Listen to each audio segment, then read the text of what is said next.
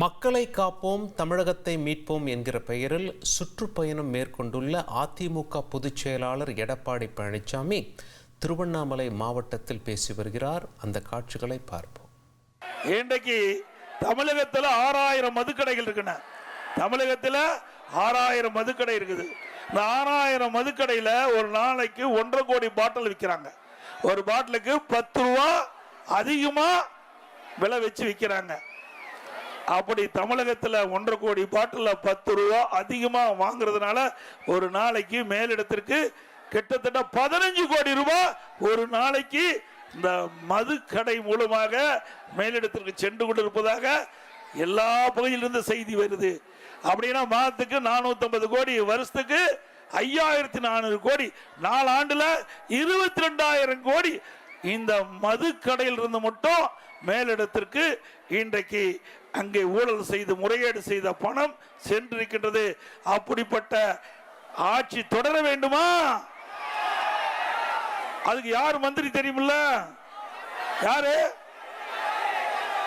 10 ரூபா பாலாஜி. 10 ரூபா அவருக்கு பெயர் சூட்டியாச்சு. ஒரு அடைமொழி 10 ரூபா பாலாஜி. 10 ரூபாய் யார் ஞாபகம் வரும்? அப்படிப்பட்ட அமைச்சர்கள் எல்லாம் திரு ஸ்டாலின் வைத்துக் கொண்டு தனக்கு யாரெல்லாம் கப்பம் கட்டுகின்றார்களோ அவர்களுக்கு சிறந்த அமைச்சராக பட்டம் சுட்டிக் கொண்டிருக்கின்றார். எல்லாம் நிர்வாகம் செய்யறவர்களுக்கு எல்லாம் பட்டம் கிடையாது. யார் மேலிடத்திற்கு துட்டு அதிகமா கொடுக்கிறாங்களோ அவர்கள் தான் சிறந்த அமைச்சர். திமுகவை பொறுத்த வரைக்கும், இந்த ஸ்டாலின் மாடல் அரசாங்கத்தை பொறுத்த வரைக்கும் எல்லா அரசாங்கத்திலும் நிர்வாக திறமைமிக்க அமைச்சரை பாராட்டுவாங்க. ஆனா திமுக அரசாங்கத்தில் யார் மேலிடத்திற்கு அதிகமா கப்பம் கட்டுறாங்களோ அவர்களுக்கு பாராட்டு உண்டு, நல்ல இலாக்கா உண்டு.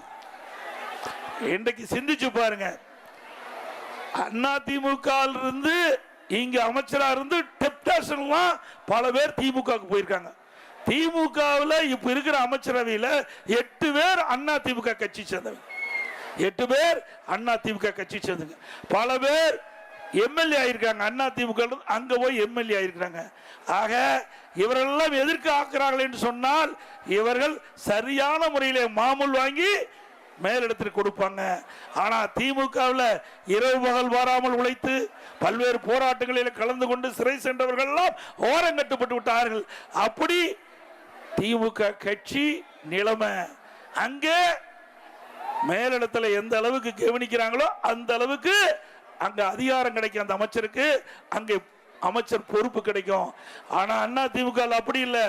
யார் சிறந்த நிர்வாகம் பண்ணுகிறார்களோ அவர்களுக்கு நல்ல இலாக்கா கிடைக்கும். அவர்கள் நாட்டுக்கு சேவை செய்கின்றவர்களாக இருப்பார்கள்.